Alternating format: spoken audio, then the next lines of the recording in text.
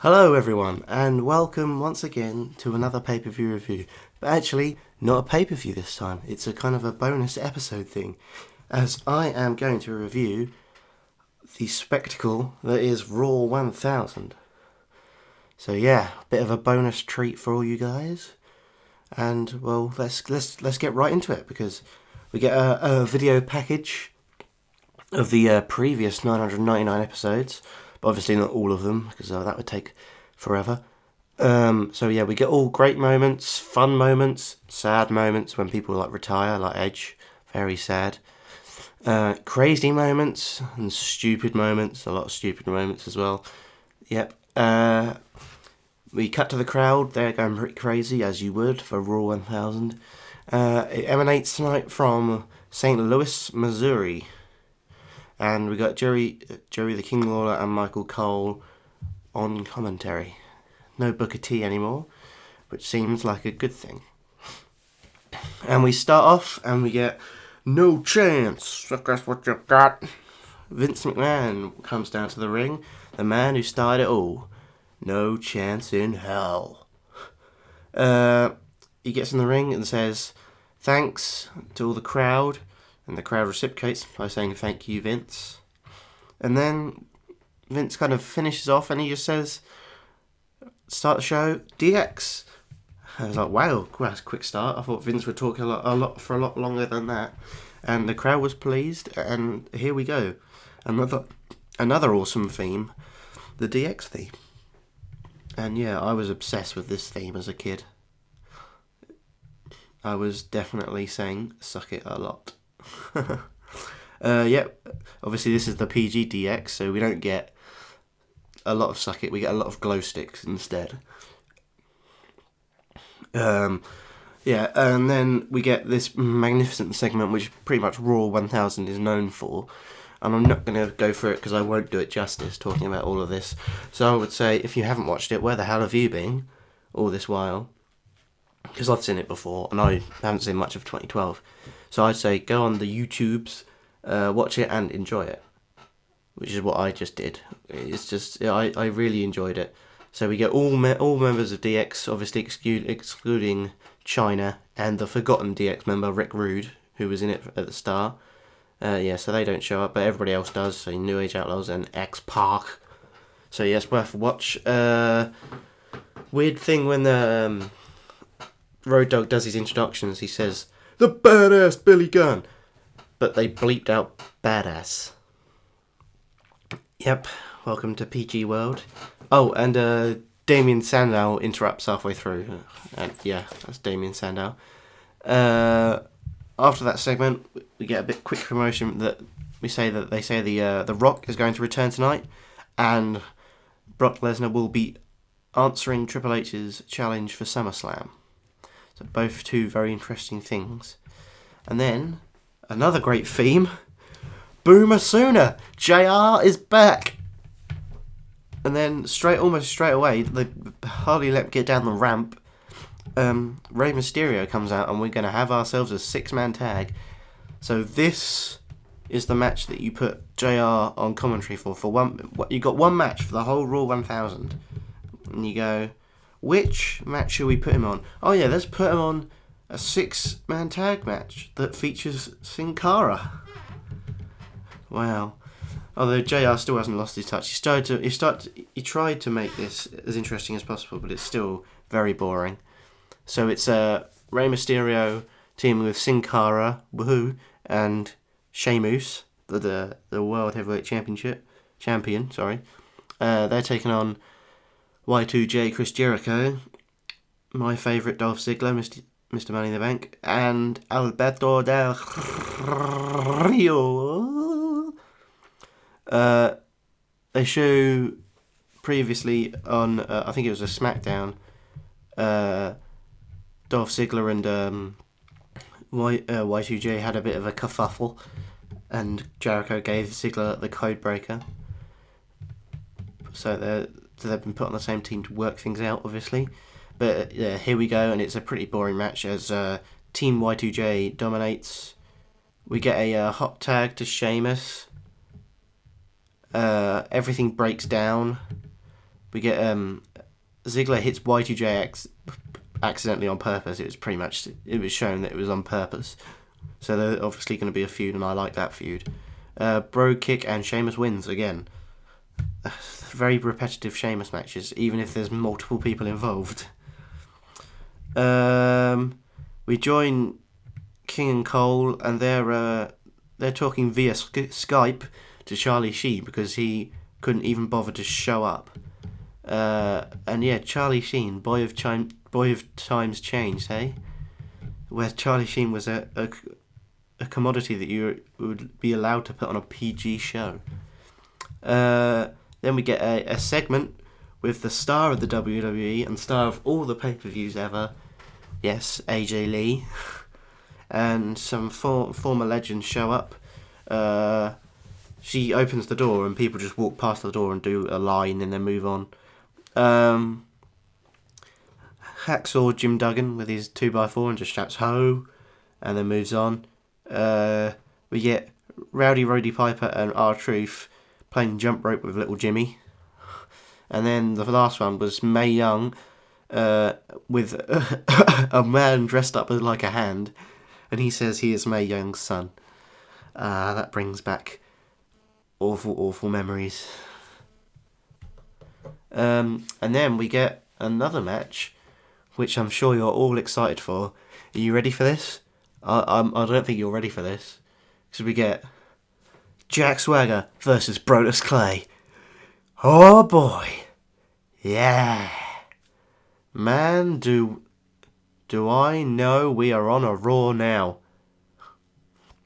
So yeah, Brodus Clay comes out with his usual jibber jabber, and then he introduces Do Love. Again, another great theme song. But poor Mick Foley have to be involved with this shite match, because it is 10 seconds long. Swagger goes in, tries to catch Clay, misses, slam down, splash, Brodus Clay wins.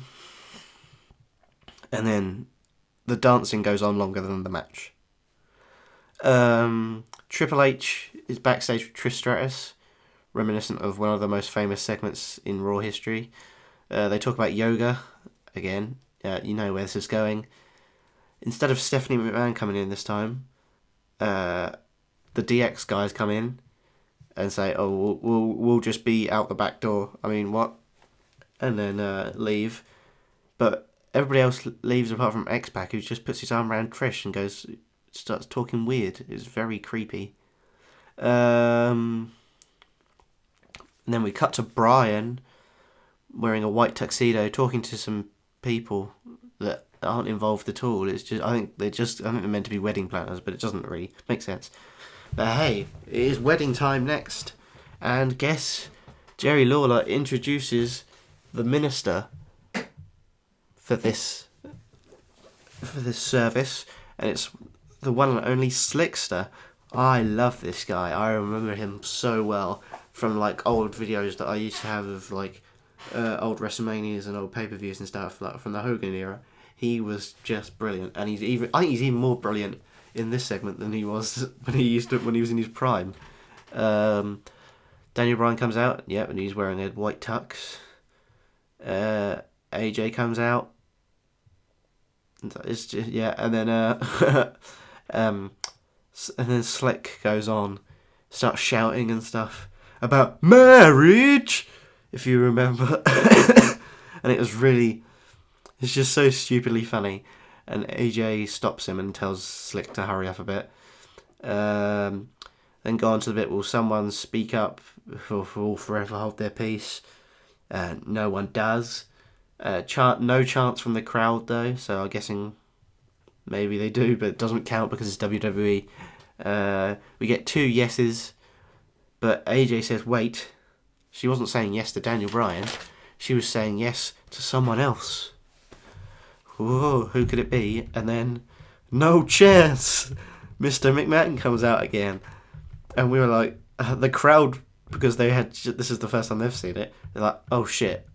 They thought it must have been either Shane coming back to marry AJ in some stupid segment, or Mr. McMahon's done something really weird.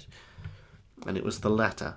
He says it's not a marriage proposal that he's offering AJ, it was a business proposal, and that AJ is now the new general manager of Monday Night Raw.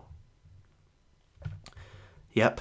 And then in the background, if you look in the background of this, Slick just goes out the ring and just starts chatting with fans just in the background. It's quite funny. So yeah, AJ walks off and mocks Daniel Bryan. Daniel Bryan is pissed off. We go to a break, and then I come back, and Daniel Bryan is still in the ring, still throwing shit about. And then we get I say it, this is the night of awesome themes as CM Punk's theme hits. He comes out and he takes the piss of Bryan. Bryan goes on an epic rant, and people say, "Oh, Daniel Bryan can only be a face now." But I'll tell you what, he is absolutely brilliant as a heel in 2012. He is top class, which makes this is what makes Daniel Bryan even better than he already is, because he could play a heel as well. Yeah, he goes really angry, and then I'll tell you what, another theme. If you smell, Rocky's come out, and the place goes absolutely apeshit. And I've been talking about my love of Ziggler, but my original love in wrestling was obviously The Rock. I could listen to his promo. I've done it many days. I've just gone on YouTube and just gone Rock best promos or whatever, and just listened for about 3 hours of Rock promos. It's just magical stuff. Yeah, so I just shut up every time he's on screen. He talks about how he's going to challenge the WWE champion, whoever that may be, at the Royal Rumble. And everybody's like, ooh, but obviously we won't get to see it because it will be in 2013. Shame. And then he rock bottoms Daniel Bryan. Now we cut to the next match, and we get an introduction for Bret Hart, who's not going to be in the match, but he's ring announcing in this match. But if you've ever heard Bret Hart speak, especially nowadays, you would think that the one job he shouldn't be doing is ring announcing or commentating. But anyway, he introduces Christian, and then barely introduces The Miz. And this match is for the IC title. Interesting. So we've actually got an actual match in Raw 1000, apart from a stupid squash match or a stupid 6-man tag. So here we go. Christian starts hot. We get... So he starts off in control, and then we get to a commercial, but obviously come back from commercial, now Miz is in control, as things always happen. Christian fights back, and Miz targets the knee of Christian. Spear is countered into a DDT. A kill switch is countered. Skull crushing finale is countered. Kill switch reversed. And then a back suplex is reversed by Christian, but he lands funny and he hurts his knee, which gives Miz the opportunity to hit the skull crushing finale, which he does, and we get a new champion. The Miz is the IC champ. We rejoin Charlie Sheen as he takes the piss out of Daniel Bryan. Really? He's on this show multiple times. Really? So Triple H is here again, and I think he's been on the show more than anyone. He's been on like 3 different segments, I think, which shows that he is one of the bosses, so I guess he gets to be on more than anyone else. He reiterates the challenge to Lesnar. Lesnar's music hits, but it's not Lesnar that comes out. Oh no, it's happy Paul Heyman, who storms to the ring, and he says, the answer for your challenge is no. And then we get a great back and forth promo between the two. Obviously, Triple H very angry. Heyman starts going on about Triple H's children, and that brings out Stephanie, because obviously you can't talk about people's kids. So it's weird seeing Triple H and Stephanie as faces, to be honest. But hey ho, they're still good. They still do a good job. She slaps Heyman, and he gets so angry he gives Triple H the match. He goes, fine. And then that's a match made for SummerSlam, which we will be watching in the next pay-per-view review. Heyman runs his mouth again about their children, and Steph goes for him and jumps on him and absolutely destroys him. And this is when Lesnar shows up. Everybody gets out of the ring apart from Triple H. Triple H and Lesnar go at it for a minute, and then he clotheslines Lesnar out of the ring. Get him on. They give us a look at the major feud of Raw, so they say, in the history of Raw, which is Vince versus Stone Cold Steve Austin. I love reliving that feud. It's so good. And what is not so good is Santino and Hornswoggle showing up, coming out, and giving the crowd these they're not like wrestling figures, they're like actual dolls because they're like soft, but they're giving the crowd, and Michael Cole and Jerry Lawler have obviously been told by the back, you've got to go sell these, go use them, go have a fight with them, and they have, and it's so stupid, it's unbelievable. And anyway, and then Santino and Hornswoggle leave because they're not in this match. They just show up just to give people those dolls. But who is here is Howard Finkel, who I miss dearly. The Fink introduces Heath Slater, and he grabs the mic and says all of the previous Legends matches that he's had on previous Raws mean nothing because tonight he's going to win, and this is going to be the most important win of his life. But who is his opponent? Oh yes, it's Lita. Dun, dun. I can't do the theme because my voice will die, because it's just a woman shouting at the top of her voice. Not one of the best themes, in my opinion.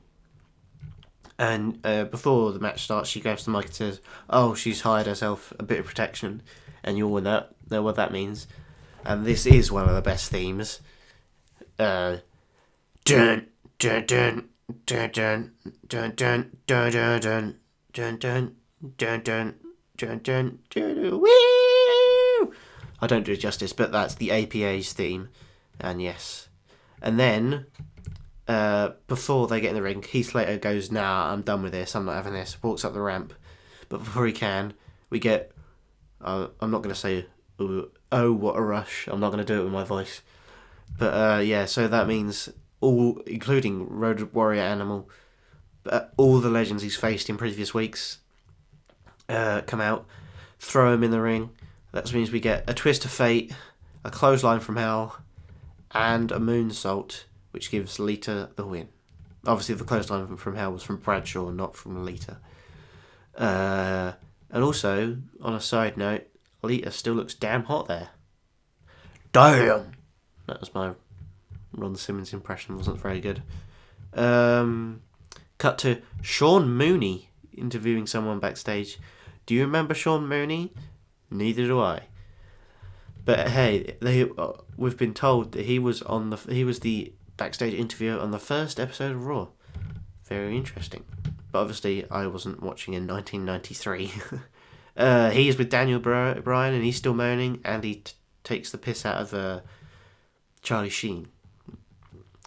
Kane now comes out for a match now, but obviously it wasn't meant to be this match because Jinder Mahal and all like 5 other jobbers come out, and they all say, we've all been screwed, we're going to make history now, and they all surround Kane like the Shield does, and then dong dong, and Undertaker is here, and it's always still to this day it's amazing how much aura he has over the people when he comes out to that music and that entrance.